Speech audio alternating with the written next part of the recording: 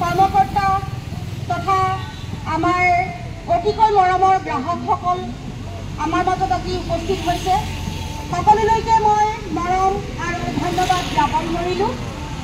আজি ইনোভেটিভ বাজাজৰ এখন নতুন গাড়ী আনুষ্ঠানিক লঞ্চিং কৰিবলৈ ওলাইছোঁ আৰু এই অনুষ্ঠানটো সম্পূৰ্ণভাৱে পৰিচালনা কৰিবলৈ আমাৰ north east EV general manager sir আহি উপস্থিত হৈছে। তেখেতক এখন ফুলাম গামোচাৰে আমি মৰম যাচিবলৈ বিচাৰিছোঁ আৰু তেখেতক সেই গামোচাখন প্ৰদান কৰিব আমাৰ এই গাড়ীখনৰ যিজন আমাৰ টিম লিডাৰ হয় তেখেত আজিজুল হক, তেওঁ তেখেতক এই মৰমকণ যাচিব।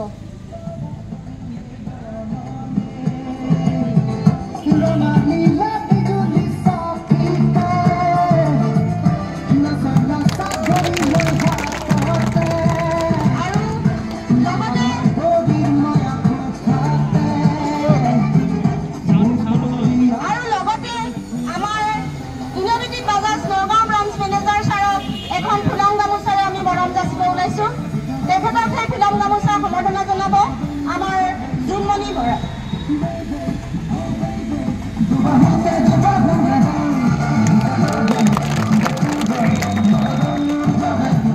আৰু আজিৰ এই অনুষ্ঠানটো সুন্দৰকৈ পৰিচালনা কৰিব আমাৰ GM ছাৰ, আৰু মই তেখেতলৈ মাইক্ৰফোনটো আগবঢ়াই দিছোঁ।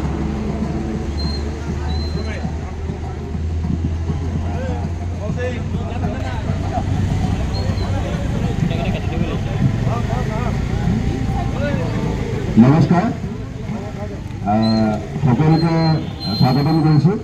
আৰু বাজাজৰ সকলো একোজন সদস্য হয়। কোনোবাই বাজাজ শ্ব'ৰুমৰ ভিতৰৰ পৰা এজন সদস্য আৰু কোনোবাই এখন দূৰৰ গাঁৱৰ পৰা হ'লেও আমাৰ সদস্য, আমাৰ ফেমিলি।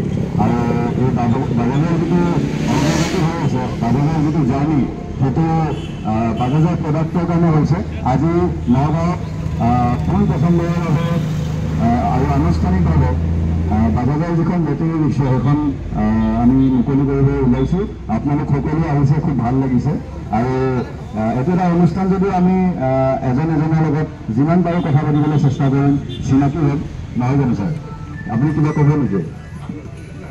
ঠিক আছে, ঠিক আছে, মই আগবঢ়াওঁ।